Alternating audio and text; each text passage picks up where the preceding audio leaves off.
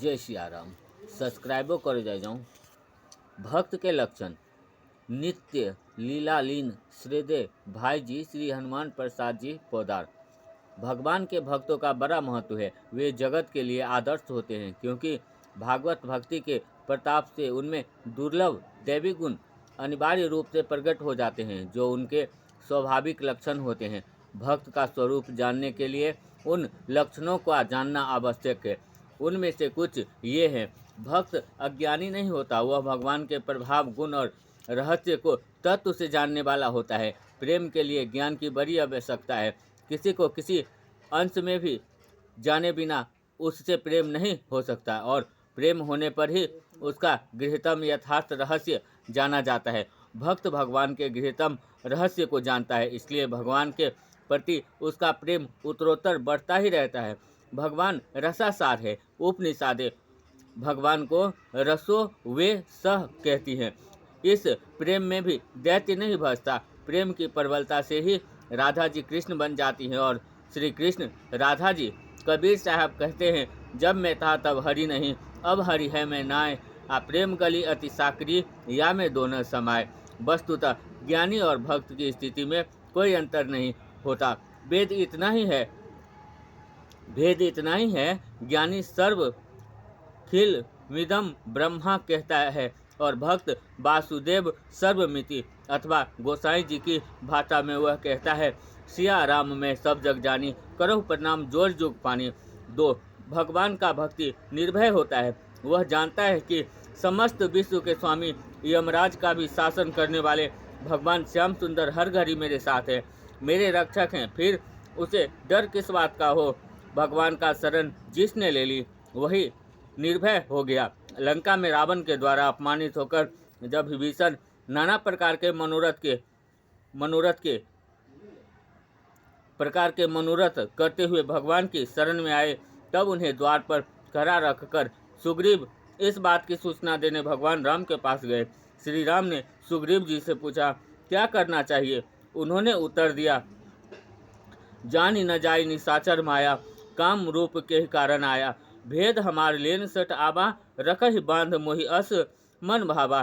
समीप ही बैठे हुए भक्त राज हनुमान मन ही मन सोचा, सुग्रीव क्या कह गए।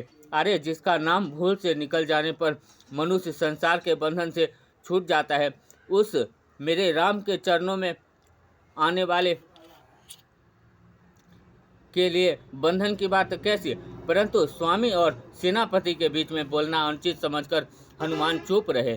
शरणागत वत्सल भगवान श्री राम ने सुग्रीव की प्रशंसा करते हुए अपना व्रत बतलाया। सखा नीति तुम नीक विचारी, मम पन शरणागत भयहारी। हनुमान का मन खिल उठा। वाल्मीकि रामायण में भी भगवान श्री राम ने ऐसे ही बात कही है। सकुदेव प्रपन्याय त्वास्मिति च याचते, अभयम सर्वभूताभ्य दाद म्यातद वर्तम मम। जो एक बार भी मेरी शरण होकर यह कह देता है कि मैं तेरा हूँ, मैं उसको संपूर्ण भूतों से अभय कर देता हूँ। यह मेरा व्रत है। भला ऐसी हालत में भगवान का सच्चा भक्त निर्भय क्यों न होगा। 3. भक्त का किसी विषय में ममत्व नहीं होता। उसका सारा ममत्व एकमात्र अपने प्राण आराध्य भगवान में हो जाता है।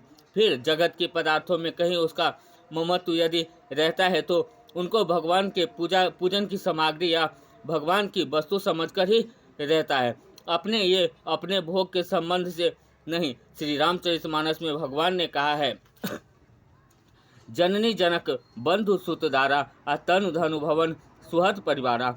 सबके ममता ताग बटोरी, मम पद मानहि बांध बड़ी डोरी। अस सज्जन मम उर्वस कैसे, लोभी हृदय बसहि धनु जैसे। संसार में मनुष्य चारों ओर ममता के बंधन से जकड़ा हुआ है। उसका एक एक रोम ममत्व के धागे से बंधा है। भगवान कहते हैं, मनुष्य माता पिता भाई पुत्र स्त्री शरीर धन मकान सुहृद आदि और परिवार आदि संबंधों से ममता के सूत्रों को अलग करके उनकी एक ही मजबूत डोरी बांट ले और उस डोर के द्वारा अपने मन को मेरे चरणों से बांध दे, तो वह सज्जन मेरे मन मंदिर में उसी प्रकार निवास करता है जिस प्रकार लोभी के मन में धन। यह ममता का बंधन इसलिए कच्चे धागा का बतलाया गया है कि इसके टूटते देर नहीं लगती। जहाँ कहीं स्वार्थ में बंधा आई कि ममता का धागा टूटा। विषय जनित सारा प्रेम अपने लिए नहीं, अपने लिए होता है, न कि प्रेम संबंध के लिए। इसलिए यह टूटता भी बहुत शीघ्र है, परंतु जैसे धागों की बड़ी मजबूत रस्सी बट लेने पर वह नहीं टूटती, इसी प्रकार जगत की सारी ममता सब जगह से बटोरकर एक भगवान के चरणों में लगा दी जाए तो फिर उसके नष्ट होने की कोई संभावना नहीं। इसलिए यह कहा गया है कि भगवान के प्रति होने वाला सच्चा प्रेम सदा बढ़ता ही रहता है, कभी घटता नहीं। संसार में दुखों का एक प्रधान कारण ममता है। न मालूम कितने लोग प्रतिदिन मरते हैं और कितने लोगों के धन का नित्य नाश होता है, पर हम किसी के लिए नहीं रोते। किंतु यदि हमारे घर का कोई आदमी मर जाए या अपना कुछ धन नष्ट हो जाए तो शोक होता है। इसका कारण ममता ही है। मान लीजिए हमारा एक मकान है, यदि कोई आदमी उसको एक ईंट निकाल देता है तो हमें बहुत बुरा मालूम होता है।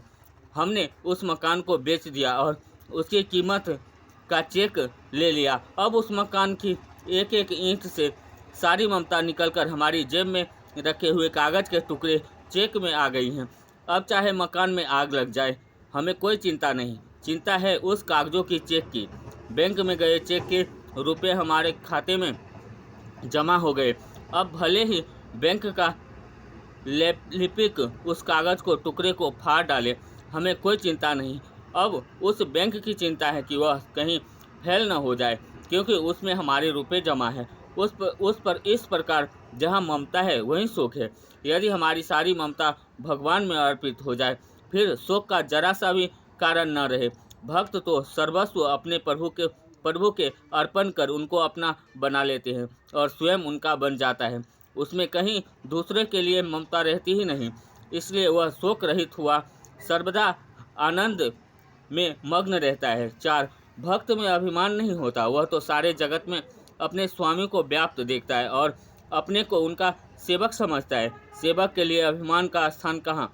उसके द्वारा जो कुछ होता है सो सब उसके भगवान की शक्ति और प्रेरणा से होता है। ऐसा विनम्र भक्त सदा सावधानी से इस बात को ध्यान रहता है कि कहीं मेरी किसी कार्य द्वारा या मेरी किसी चेष्टा द्वारा विश्व व्याप्त मेरे स्वामी को तिरस्कार न हो जाए। मेरे द्वारा सदा सर्वदा उनकी आज्ञा का पालन होता रहे। मैं सदा उनकी रुचि के अनुकूल चलता रहूं। वह अपने को उस सूत्रधार के हाथ की कठपुतली समझता है। सूत्रधार जैसे नचाता है, पुतली वैसे ही नाचती है। वह इसमें अभिमान क्यों करे। अथवा यो समझिए कि वह सारा संसार स्वामी का नाटमय मंच है। इसमें हम सभी लोग नट हैं।